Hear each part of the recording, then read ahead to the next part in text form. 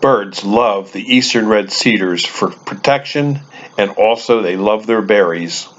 This is the eastern red cedar in the winter. It's a fairly hardy tree that is considered a survivor or a pioneer tree.